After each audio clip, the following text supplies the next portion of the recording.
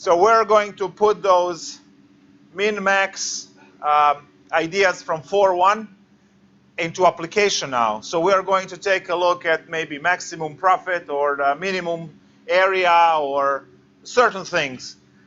We are constantly interested in optimizing so that we can find these extreme values and then improve, I don't know, quality of life or business or whatever.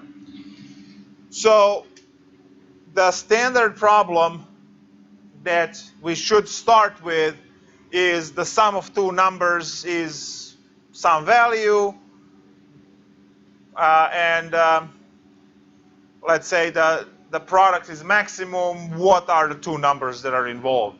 So let's find certain problem to understand the principle of this. And every single problem that we go down the line will be a mirror image of this problem. Number one, find two equations. Number two, put the equations together. Number three, take the derivative, set it equal to 0, right? You're looking for a critical point, which is either a min or a max. Solve the equation, and we're done. So technically, we're just adding to the problems that we did, to the mechanics that we did in 4.1, we're just adding the word problem in front of it. So we're not learning any new methods of solving. We're just going to put geometry or some other critical thinking like business or so on top of the concepts from 4.1 and call it optimization. So let's start first with introducing the idea of these with the simplest possible problem. So let's see.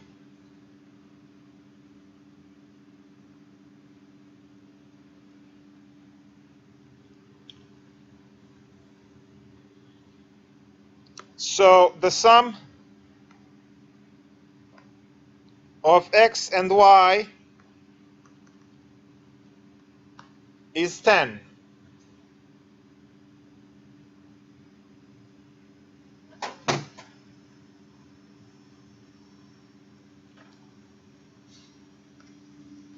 Find x and y so that x squared y is max. So you want to maximize this x squared y and at the same time use the numbers x and y so they add to 10. Let's see how this works out. So you literally translate these words, these English sentences, into mathematical statements which are equations. The sum of x and y is 10. X plus y is 10. So x plus y is 10, that's the first thing. And then the second equation is that the x squared y is supposed to be a max. Now these two equations have names. The one on top is called the constraint because the problem has to fulfill that condition. So x and y must add to 10. So that's a constraint. And the second equation is objective equation because we are trying to find a maximum value. So that's the objective of the problem. So we have objective equation, which is the one on the bottom, and we have a constraint equation, which is on the top. We're going to see these problems again. You're going to see these problems again in Calculus 3, again twice. There are two sections that deal with these types of things. So now I know how to find the max, right? I'm supposed to take the derivative and set it equal to 0. But the problem is that I have two variables. I have variables x and y. So I can solve from the first equation, and this is always the case because you will always have two equations. You solve from the constraint equation for one of the variables, plug it into the second equation, and then from there on, it's just walk in a park. So y is equal to 10 minus x, and then we plug that. So now the new equation is going to be x squared times 10 minus x equals to a max, which is 10x squared minus x cubed is equal to a max. And now you simply differentiate. In order to find the maximum value of a function, all you need to do is to find the critical numbers by setting a derivative equal to 0. Or, right, if the function is not defined, but then it's vertical asymptote, so you can't have a point there. So I'm going to differentiate now. And we're going to get 20x minus 3x squared is equal to, and remember that this value max, right? The value max is going to be some number. I don't know, 100 or 105 or negative 17, I don't care what it is. So that value is going to, once we differentiate, is going to go to 0 because it's a constant. So here is the physical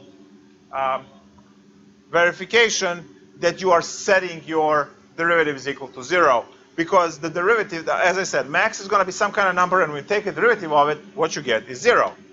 So now you solve this equation by shift 3x squared to the other side. So you have 20x, oh sorry, no. Factor out x. And you get 20 minus 3x. And you get x equals 0.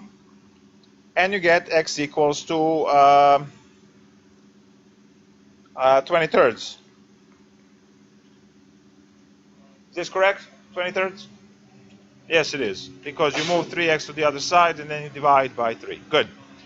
So I have two values for x, and all I need to do is to plug them in a constraint equation to figure out y's.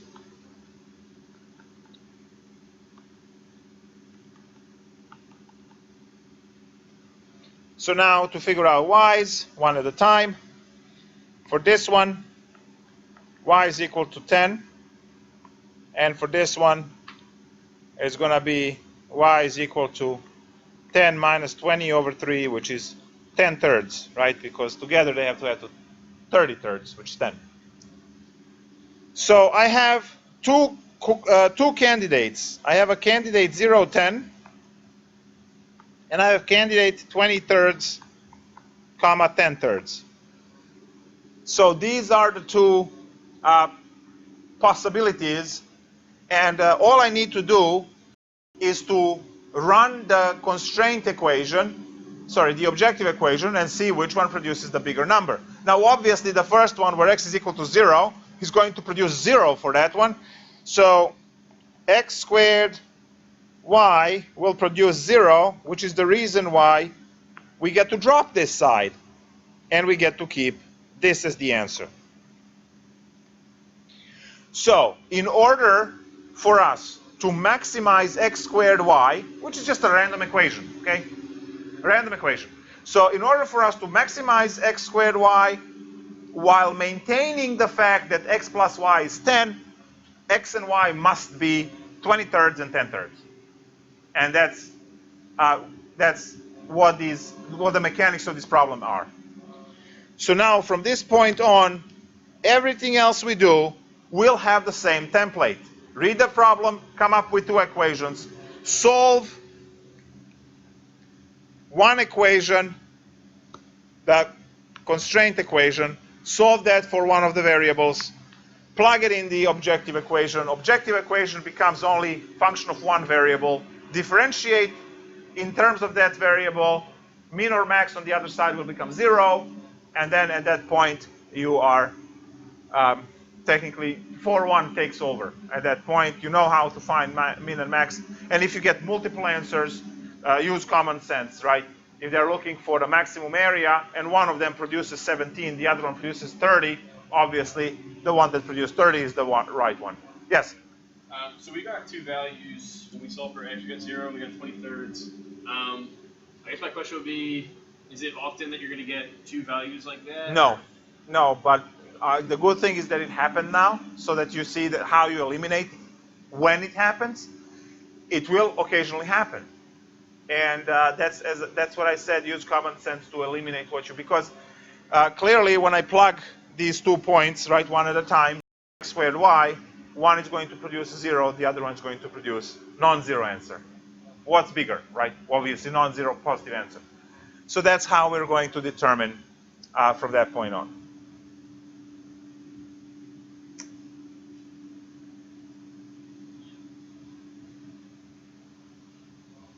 Now here is the almost the same problem. It says,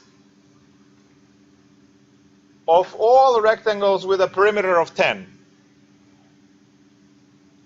here's the rectangle AB, and perimeter is 10. Which one has the maximum area?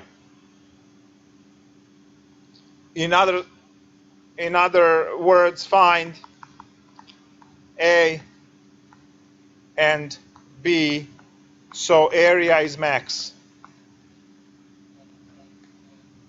So do it. You know the perimeter formula for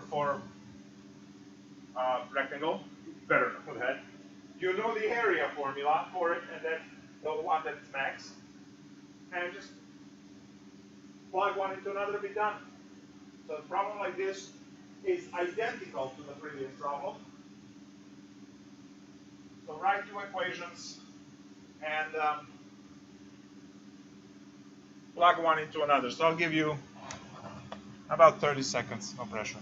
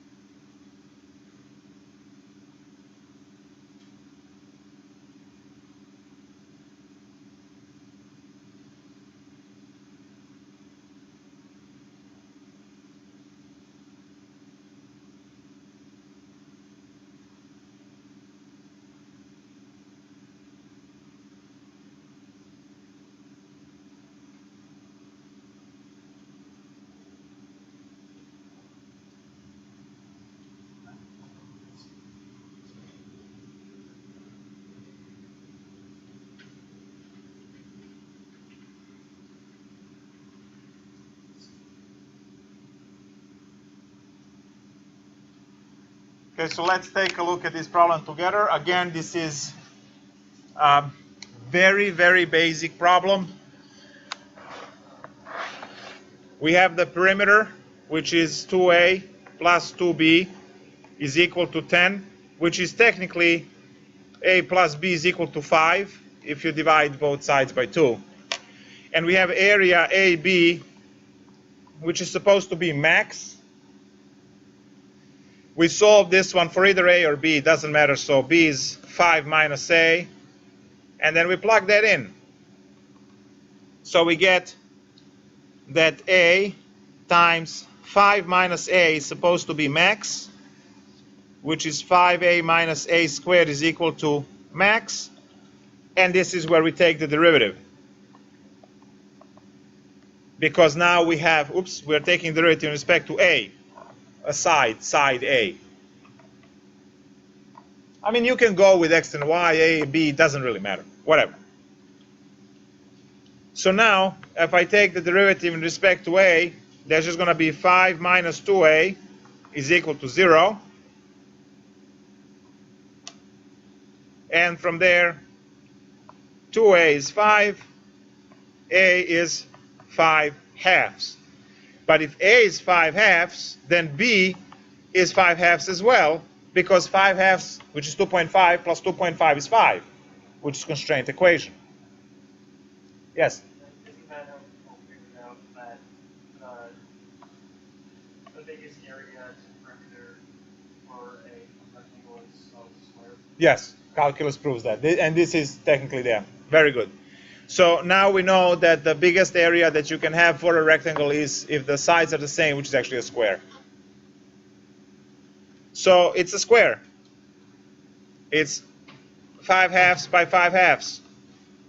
And that will produce the max area. Done deal.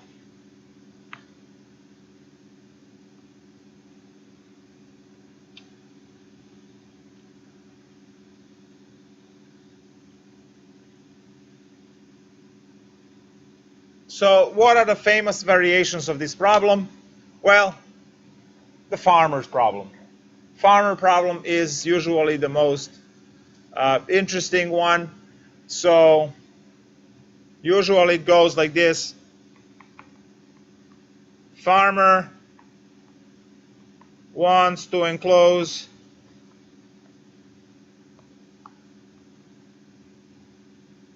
a rectangular plot so it has max area. Find the dimensions of the plot if he has, I don't know, whatever number, 1,600 feet of fence. So he has 1,600 feet of fence to put around the perimeter of the rectangular field. And he wants to enclose the area, I don't know, put the sheep inside, right? Keep the wolves out, whatever. So it's again the same problem. It's just now you have a story behind it. But here's the farmer, here's the plot, here's the perimeter, which is still 2a plus 2b, is now, instead of being 10, 1,600, from where a plus b is 800. You still want AB to be max, because you want to enclose the maximum area possible. And you are going to end up with a square, so 400 by 400. But let's calculate. So B is 800 minus A. We plug that. So you always start with a constraint equation, solve for one of the variables, plug it into the objective equation.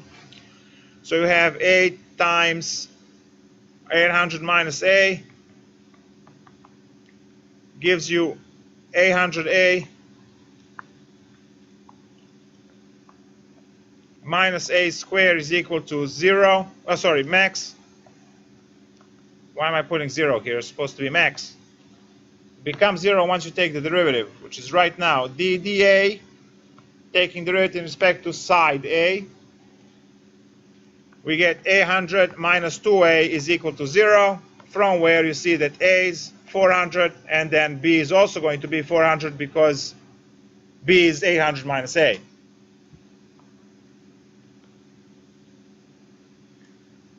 So square 400 by 400 feet.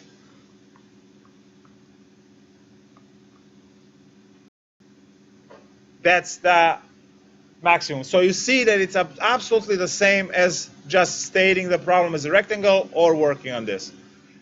But now the farmer problems are very interesting because the farmer gets to live next to the river and then doesn't need fence on that side, right? Let's say animals are not as stupid as people to go into the river, right? So they go and say river and back, right? So here's the modification. Here's the river, right? That's the river. And put some salmon in. There we go. It's salmon, believe me. It's right color. And now the plot is this way. Here's your A, here's your B, and this is your B.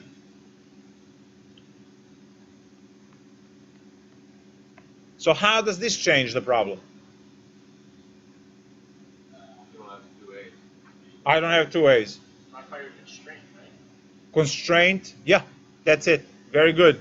So now perimeter is, instead of being 2A plus 2B, is 1A plus 2B is equal to 1600. And area is still AB to be max. Again, solve for a variable, plug in, and now we're actually going to get different numbers for A and B. It's no longer going to be a square. As soon as you take one side off or you change then modify the problem in any way other than being vanilla rectangle, it's no longer going to be a square. So we have to deal with that. So what do? We really don't have to solve this, but so A is equal to 1600 minus 2B, and then we have 1600 minus 2B, everything times B is a max. 1600B minus 2B squared is a max. And now we take the derivative in respect to B this time, because that's our. So it's 1600 minus 4B is equal to 0, from where B is 400. And A will be 800. So it's 800 by 400. You will plug in 400 right there to get the 800.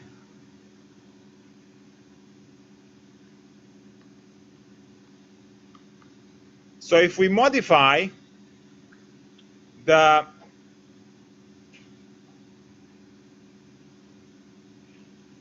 pin, right? So he's either adjacent to the river or adjacent to the nuclear plant or whatever, right? Doesn't need a fence on that side.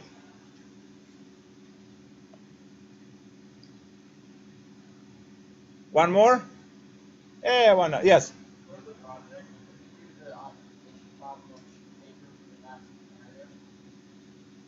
Let's talk about that here later. Yeah. Remind me though. Version 3. Let's say that farmer still has 1600 fence, but he needs to make compartments like this.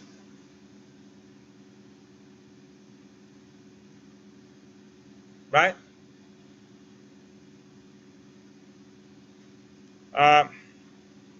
Put the cabbage and rabbits and tigers. There you go. You can't really put them together. You have to separate them. So, right? The rabbits would be hanging out around this side probably, right? All the time. The cabbage doesn't really know anything, so it's going to grow all over the place. But there you go. So now that you have cabbage and rabbits and tigers separated, still 1600. How do the formulas look now? 4 B's. We still have 2 A's and 4 B's. I'm going to erase these letters so they're not confusing. Isn't that kind of just like the last one then? If you think about it, one's double the other. Maybe. Because now perimeter is going to be 2 A's plus 4 B's is equal to 1600, which is A plus B is equal to A plus 2B is equal to 800. So B should be twice as short. And you still have A, B to be max. So all of this is A, and you have 4 B's. So you just have to be careful. Version 3, 4. You can be as creative as you want.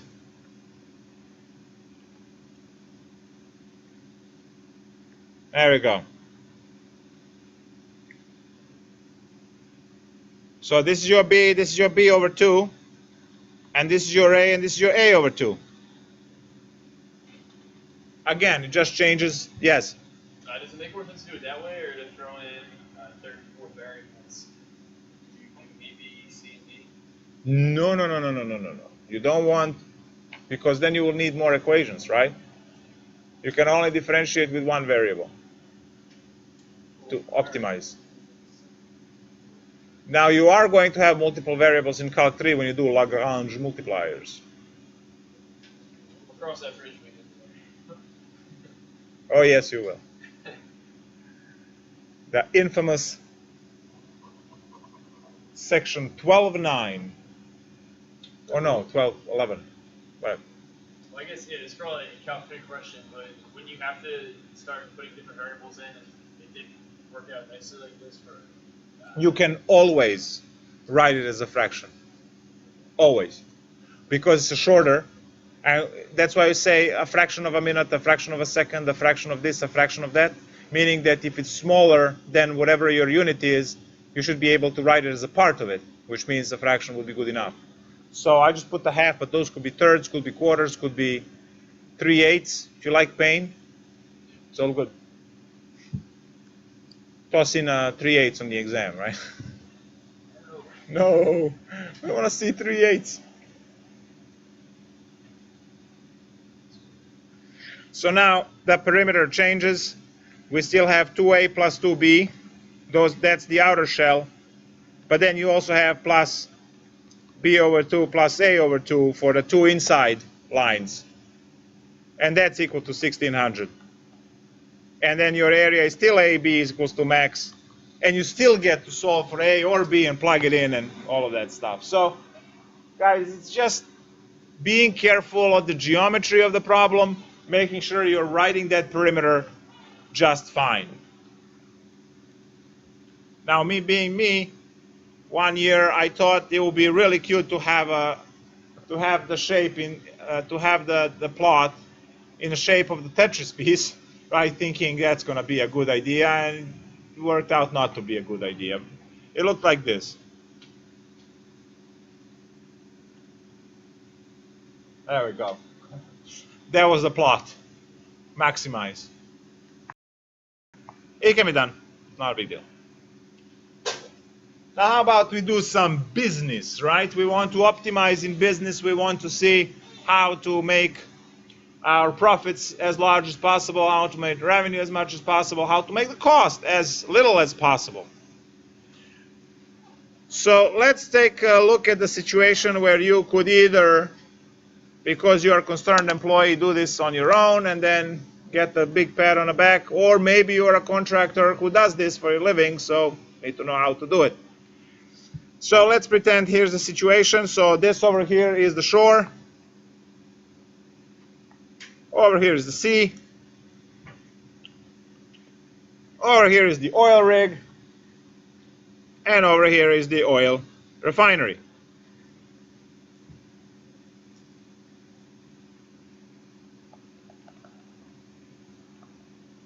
So oil rig and oil refinery. Now this is relatively close to the shore. So why operate the ship back and forth if you just put the pipeline and be done? All right? Now, 1 mile of pipeline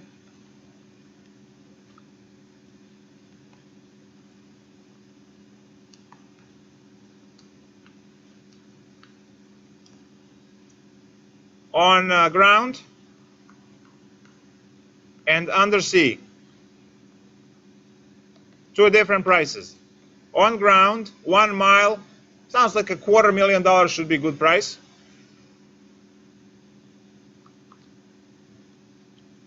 Well, 250,000. And under the sea for 1 mile, let's go with 800,000.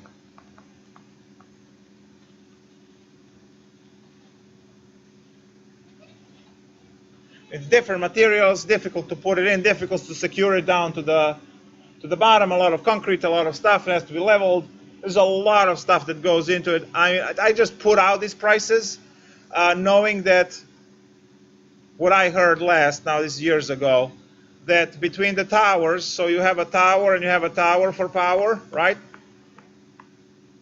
So one side, one tower and one side with wires is $100,000. So when you count 10 of these as you drive, that's $1 million, and then $1 million, and then $1 million. And just think how many of those are there. So these things are very, very expensive. So now, clearly, the quickest round is the straight line. The quickest round to get that, but it's all undersea. The other route is to go as much as possible this way, because it's cheap, and then go across the shortest distance in sea with the expensive pipe. So those are the two, and if we have the measurements, the distances, and we actually have those because you just simply measure them, you should be able to quickly figure out what is the, right? So let's say that stretch this way is 10 miles, and the stretch this way is 6 miles. Doesn't really matter. You can put any numbers. It's a applied problem. So you can crank Pythagorean theorem and figure out what is the third side over here. So the third side is going to be the square root of 6 squared plus 10 squared, which is square root of 136, 144. So this is almost 12. Hello. You want to test? Okay. Yes. Daniel. Right. So square root of 136, we just find, you know what, 1 decimal is just fine. And we'll do 2 decimals for money. We don't need, we're dealing with $250,000. I don't think anyone is going to go crazy for cents.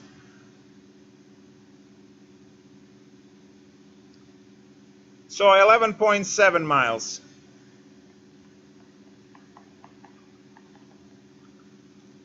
All right. So it's very easy to make this business decision of which of these two is better, because all we need to do is to just multiply the price. So if I call this path number 1 and path number 2, we can quickly compute the cost. So cost C1 for path 1 is going to be 10 miles times $250,000 plus 6 miles times 800,000 is equal to, so you have 2.5 million plus 4.8 million to give you 7.3 million. So it will cost $7.3 million to put the pipe route 1. Now route 2, better or worse? Well, cost is going to be equal to 11.7 miles times the 800,000, all expensive pipes, right?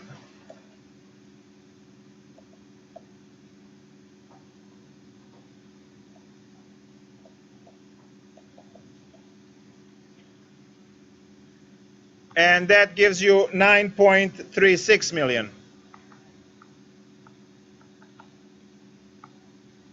So you see that even though you are going for almost, what, 5 miles or 4.5 miles longer, the price is still much cheaper to go as much as you can on ground and then as little as possible in the water. And then the company is about to say, yeah, okay, let's go with version 1. But then you overhear that and you go like, there's a better way. And they're all ears because it's all about the money, right? Yeah. And this is what you propose in all of your infinite wisdom. Let's go a little bit and then turn this way. Like that, the red path. And call that path 3. Now, what would be the benefit of something like that? Well, clearly, you are trying to minimize the cost. If you are trying to minimize the cost, you already have your objective equation and the constraint you're going to read from the picture. So, why not just write some equations and see what we can do? So, we're going to call the distance x, because we don't know how far we go on land. So if that there is x, then this piece in the right triangle is 10 minus x. Because when they add, they make 10, right? So now I can use Pythagorean Theorem to see what is the length L. Length L is going to be the square root of 6 squared plus 10 minus x squared.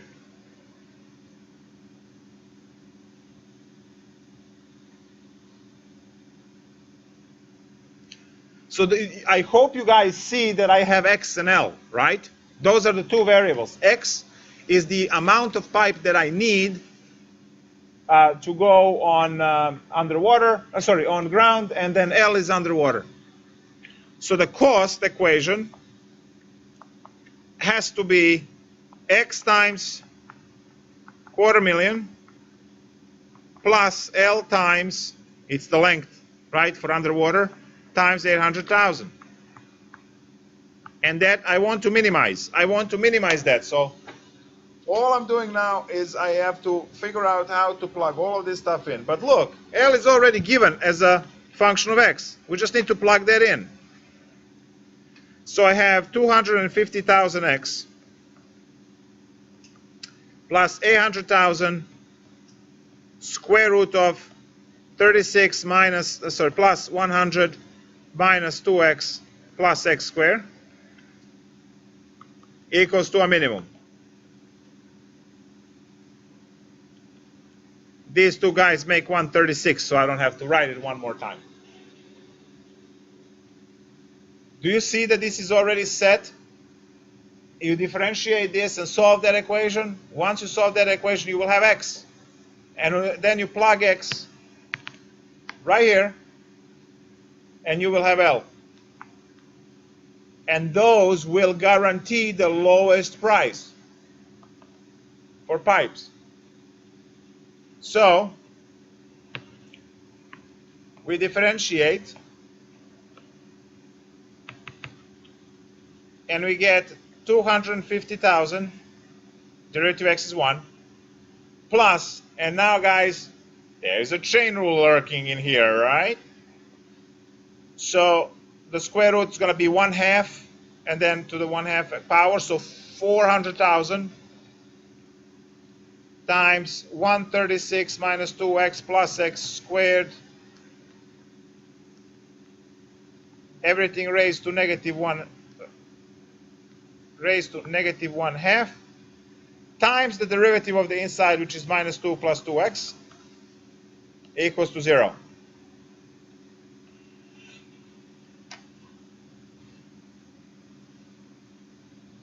So all we need to do is to solve this for x, and we're done. Now, obviously, as engineer or someone who does this, you will plug this into Wolfram Alpha, right? You're done in a second. However, we are over here all about honoring our ancestors, right? So we're going to solve this the good old-fashioned way by dividing everywhere by, let's say, 10,000 first, to get rid of these insane numbers. And divide 0, nothing happens on the other side. So now we are at 25 plus 40 times 2x minus 2 times x squared minus 2x plus 136 to to the negative 1/2 equals to 0. So this equation becomes 25 plus, it's going to be 80x minus 80 divided by the square root of x squared minus 2x plus 136 equals to 0. And now we just need to solve this by simply moving 25 over, cross multiplying, and then squaring, and we're done. So 80x minus 80 divided by the square root is equal to negative 25. And then we multiply the square root on both sides. So we are left with 80x minus 80 is equal to negative 25 times the square root of x squared minus 2x plus 136. Square both sides to get rid of the square root. So 8 squared, that's 64, and then 2 zeros, x minus 64 and 2 zeros. Well, hold on, x squared. 64 double is 12800. There we go. X plus 64. I should have factored this 80. It would be much easier. Yeah, let's do math properly, because shoveling these larger numbers for no reason. So factor out 80. You get x minus 1 is equal to negative 25 square root. And now 80 and 25 have 5 in common at least. So divide by 5, you get what? 16? 16 sounds good enough. Negative 5 times the square root. And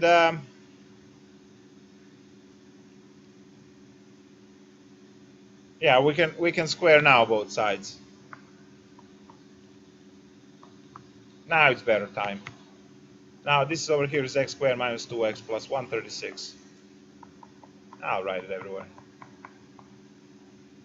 So now when we square, 16 squared is? Very good. And then times x squared minus 2x plus 1 equals to 25. And then the square root just goes away.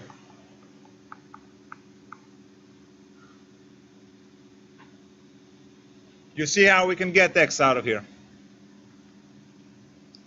So 256 x squared minus 512 x plus 256 minus 25x squared plus 50x. I'm moving all of the terms to the left. And 136 times 25, holy nightmare. We can actually multiply by 4 and divide by 10 if you want to, but if you are computing these things quickly. Minus 3400 equals to 0. Now compile, put all of the squares together, all of the x's together, so this is going to be 221 x squared minus 462x, and then minus 3144 equals to 0. Now when you have an equation like this, there is a particular button on your computer that you can push, and then you type stuff in. So you have to sit here and do the quadratic equation until you die of old age or something. But we might die of old age waiting for Mathematica to start.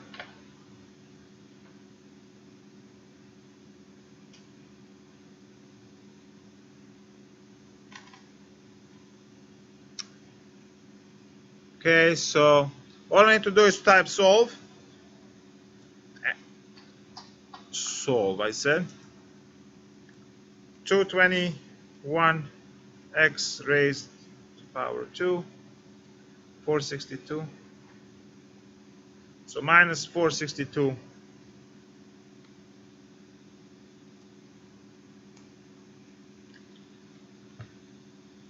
3144.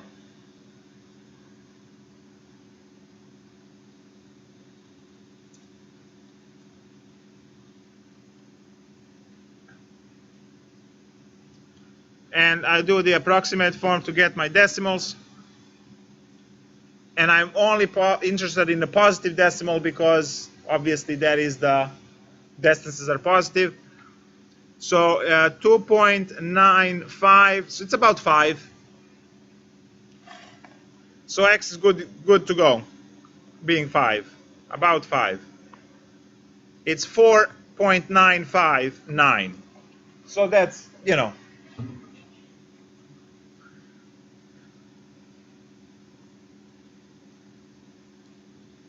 So I have x, call it 5, in which case we can find L. And if you remember an hour ago,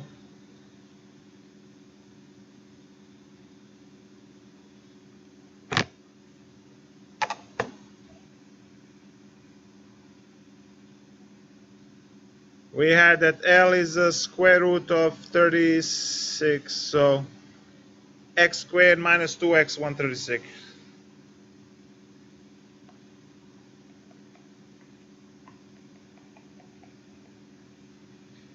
So now we plug in 5.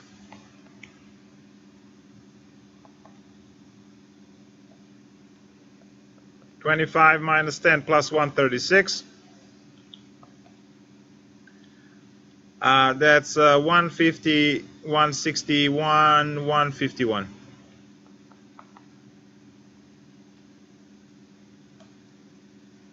And that is going to be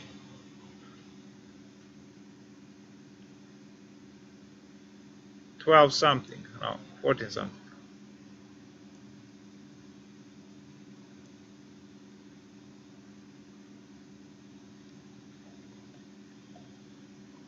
So 12.3.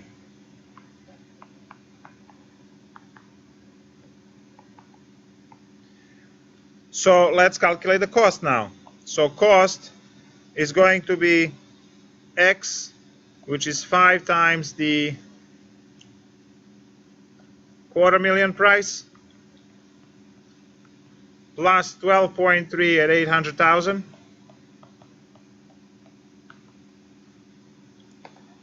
So the first one is 1.25 mil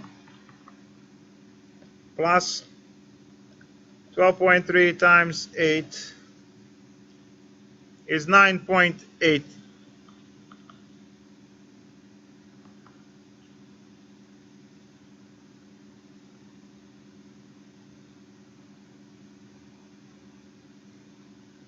Oh, something is wrong here.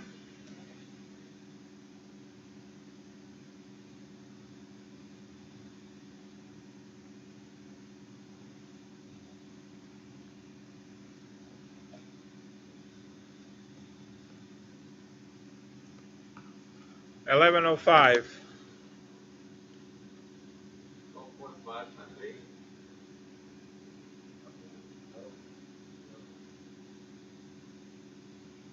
12.3. It's 12.3 times 0.8 for millions.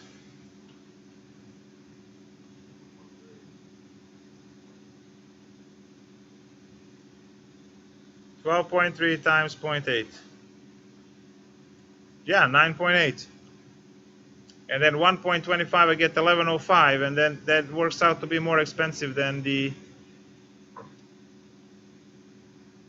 either of the other one too. There is a computation error somewhere. This value must be lower than both of the previous ones because it's minimum. You find the minimum during this procedure. Possible that because the C type is one of the calculations of the land type, it's cheaper to just go all the way to land.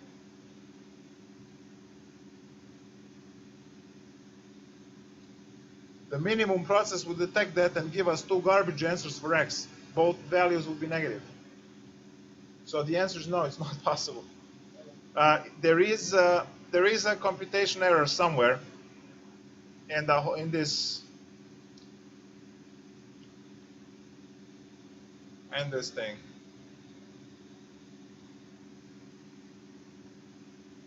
This has to be less than 7 million. I mean, could be 7.1 million or something like that, but it has to be less than 7.3.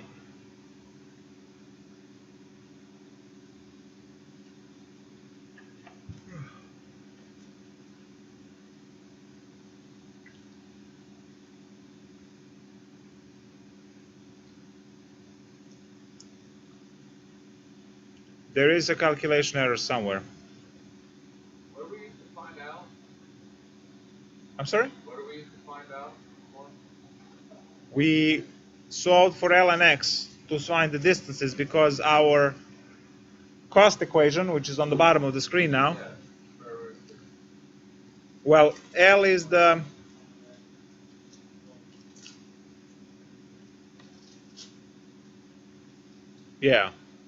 L is the Pythagorean theorem, and L is the hypotenuse, so it's addition.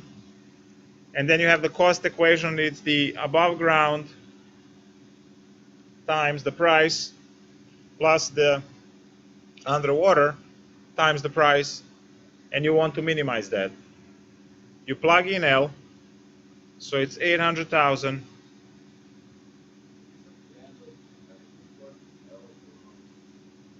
I'm sorry? We've got 5 for X.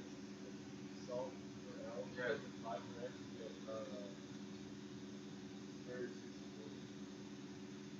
Yeah, not 154. I am. Wait. Can you please speak up? I can't hear from air conditioning.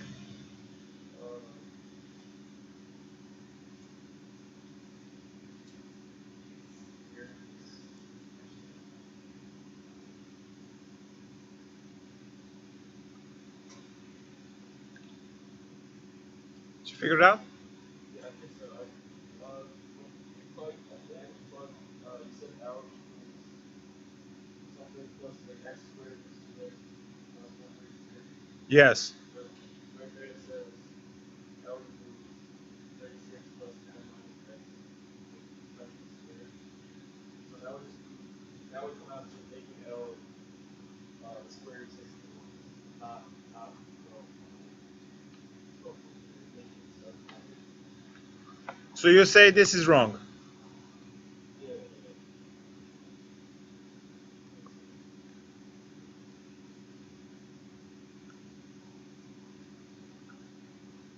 Uh, I think that total makes it 7,409,000.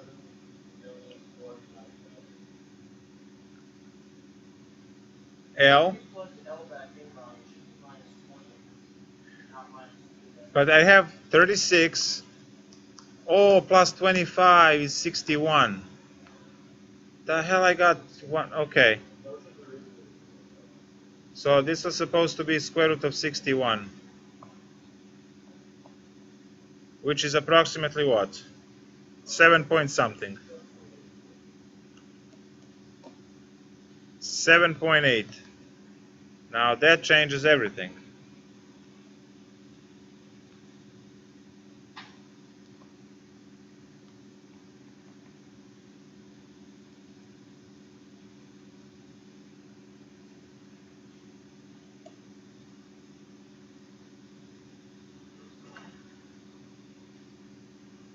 So we have 1.25, and then we have 7.8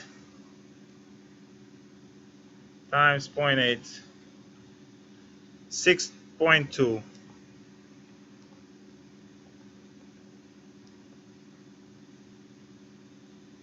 7.45.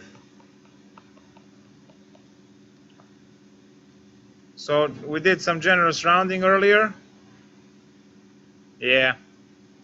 Supposed to be the smallest possible value.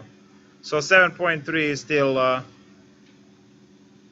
problem there. Can you just explain where you got the 61 from? Right here.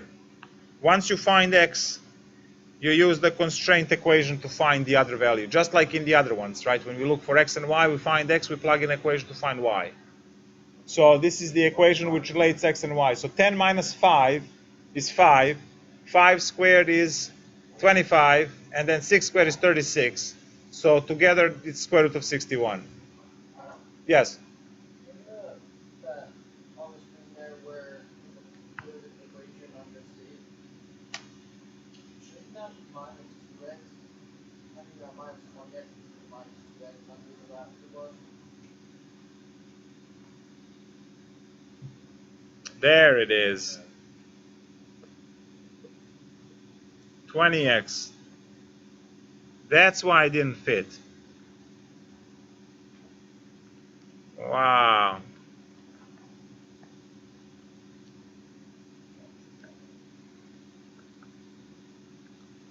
Minus 20.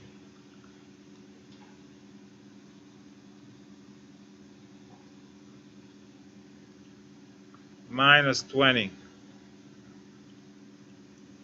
So that's minus 800. Minus 800. Put the 20 in the wrong spot. It's in the negative 1/2. Right? The negative 1/2 column. Oh yeah, they're here as well. It goes everywhere. Because this is the derivative. And this is 800. So this is going to be a 10. It's going to be a 10.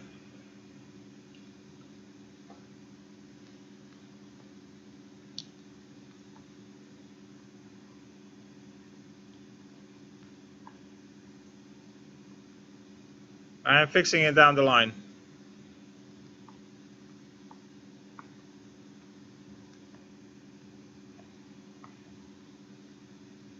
There we go.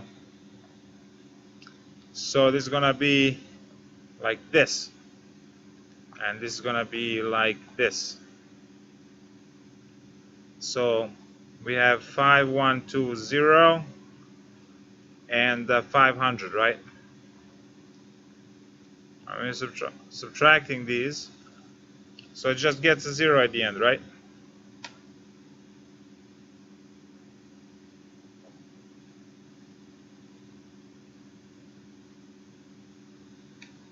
And then I have to go to Mathematica and add a 0 there.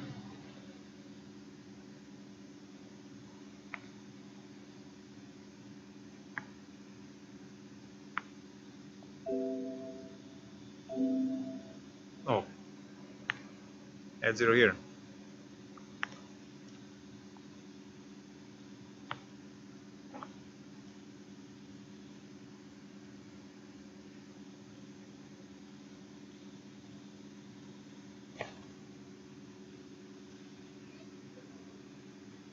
Why didn't it spit out exactly 5? Because wouldn't that just be half of 10? No, it gave us 4.92, I think. Why isn't it exactly 5? Because it's not a square.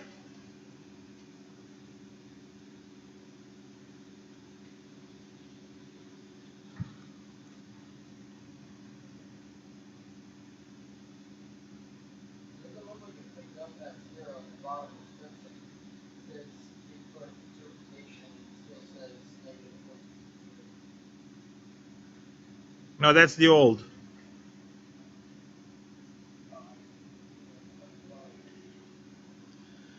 There's another mistake somewhere.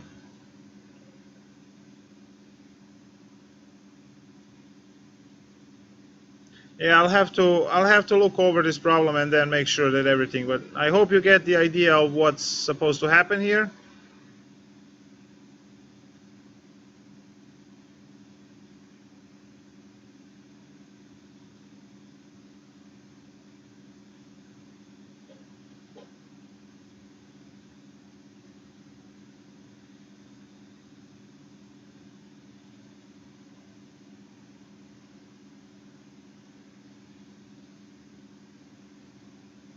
Yeah, I'll take a look at this and find it. There is another calculation error somewhere because there's supposed to be a number between 0 and 6, or 0 and 10. Yeah, 0 and 10. And we got 21 something. So I'll have to take a look and find where it is, and then we'll discuss it again next. Just please remind me tomorrow morning. Tomorrow first thing we start a class to do this, and I'll find it later. It's again calculation error somewhere with these applied numbers, and it's giving us 745. It has to be less than 7.3. Has to be less. Well, actually, no. Now it's not giving us anything because this is no longer what it is. So I'll have to find out what's wrong when where. Let's do one more example and then hit the break.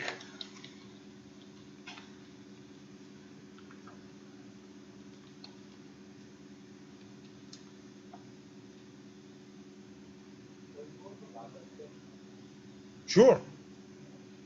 This one looks crazy. Well, if it's too crazy, maybe it's good for a project. Well, that's what that would be something.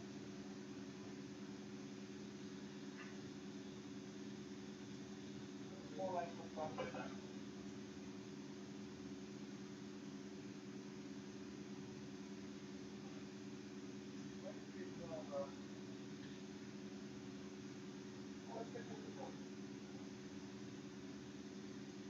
All right, there are two problems we're going to take a look. Once we're going to take a look at the geometry of a problem. There, we don't have to solve it. We can just take a look at the geometry and see. So this is from a different textbook, not our textbook. You have a window. This is x. And they're labeling over here x over 2. Now, that should be common sense, guys. They're showing you what the radius is for the circle. And then the height y. A normal window is constructed by joining a semicircle on the top of the ordinary rectangular window. Find the dimensions so that the maximum area, so they want an area to be max if the perimeter is 16 feet.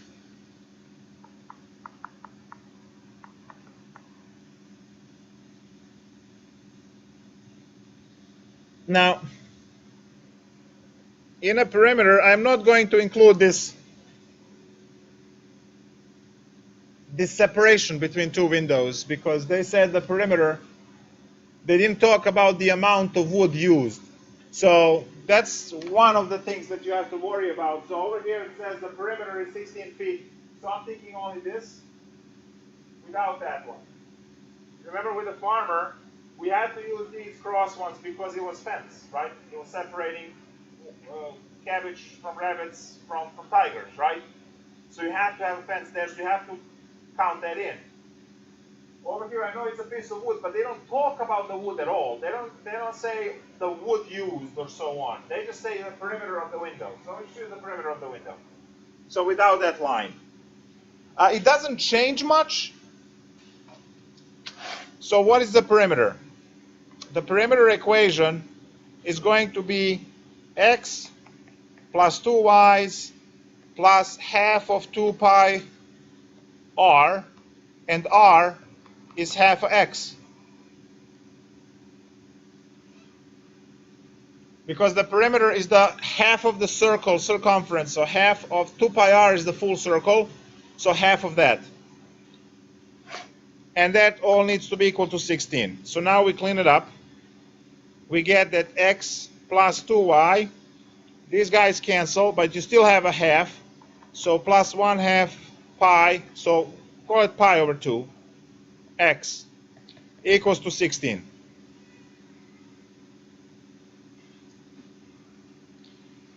And this is your constraint equation. And then you also have area. Area is simply xy plus pi r squared, and r is x over 2. So just plug it in.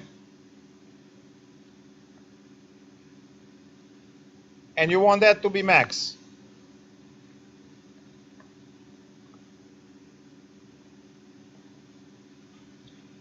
So area is xy plus pi over x squared over 4 equal max. Would that be half pi r squared? Yes, very good. It's a half. So it's over 8. Very good. Yep, it's a half of the circle. Thank you. There you go. All done. And just need to clear through ugly algebra here. Solve for y and plug it in.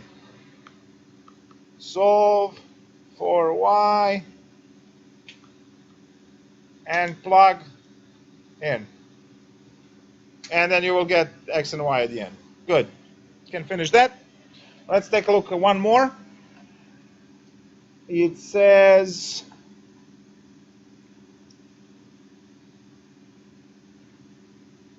a right triangle is formed in a first quadrant by the x and y axis and the line through the point 1, 2.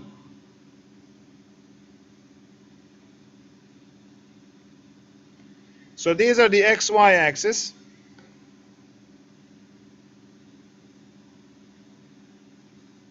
And this is where the point 1, 2 is.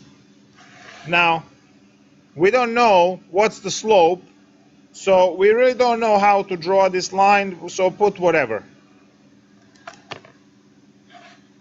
This is going to be unknown x, and this is going to be the unknown y, because we don't know those values. Write the length L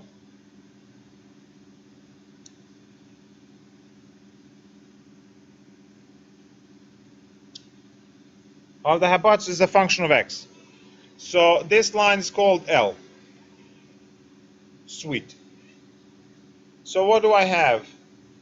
This point is x0, this is 0y, and the 1, 2 is on the line L. So we can write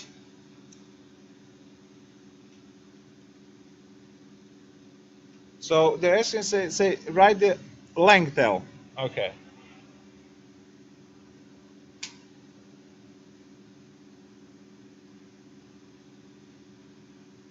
So length is always the distance formula of x2, so call this point 1, call this point 2. So the distance formula is x2 minus x1 squared plus y2 minus y1 squared. This is the distance formula from algebra course. And now we plug everything in, so the distance, well, it's our L, actually.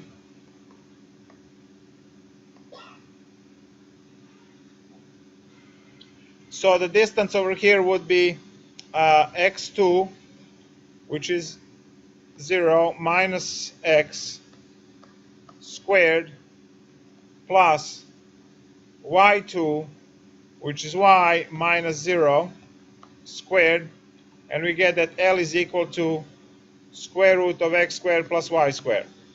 Awesome. But I need it only in terms of x, which means that I have to have another equation somewhere to plug in. By the way, this is x and y, so you could have done the Pythagorean Theorem right off the bat. Yeah.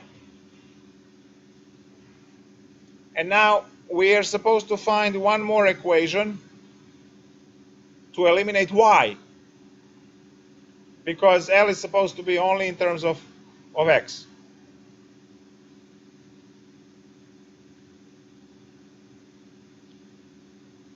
So where is that other equation?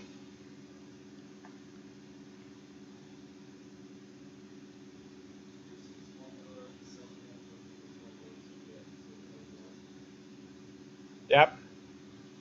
So the distance formula, let's call it lower d.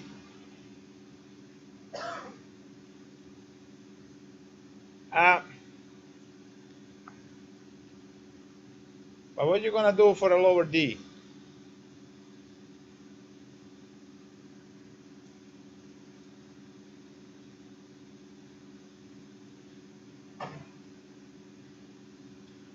You can write the slope.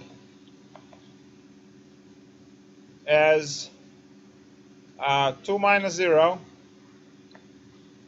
over 1 minus x, which is 2 over 1 minus x. That's the slope. And then y equal mx plus b.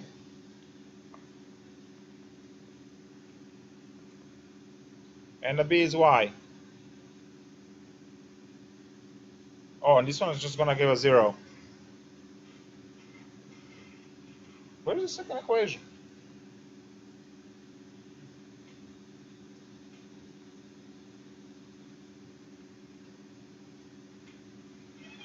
Do they have anything else?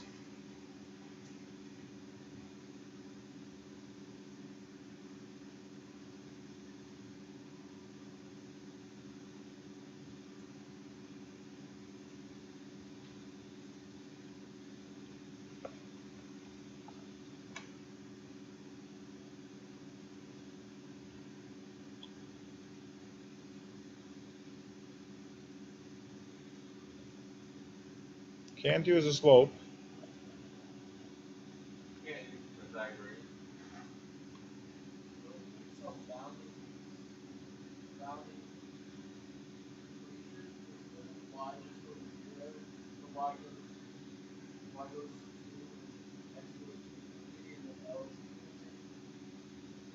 No, that point is stationary. It doesn't go anywhere.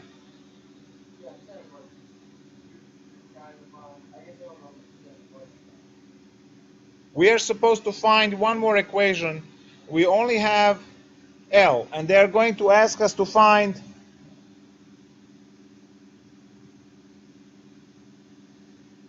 oh, this is the problem where you have to use, yeah, this is a technology question. You have to, yeah, it says use the graphing utility to graphically approximate x because can't be, yeah, we're gonna put this one.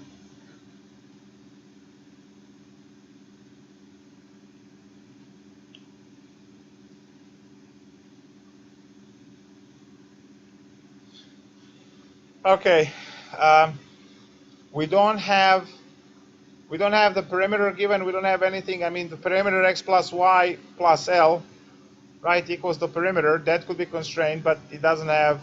We don't have the perimeter given for it either. This is the one that has to be solved by Calc 3 actually. That's why they have the technology here to approximate things. So we're going to put this one. And I'll take it from the notes so it's not confusing.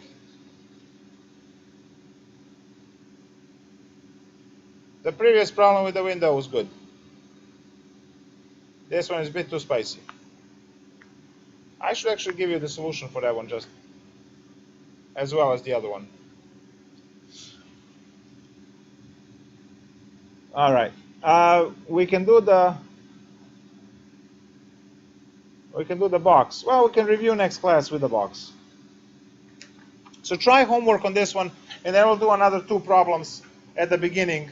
Tomorrow I'll figure out what went wrong with calculations for the oil pipe, but that one has to be much, much cheaper.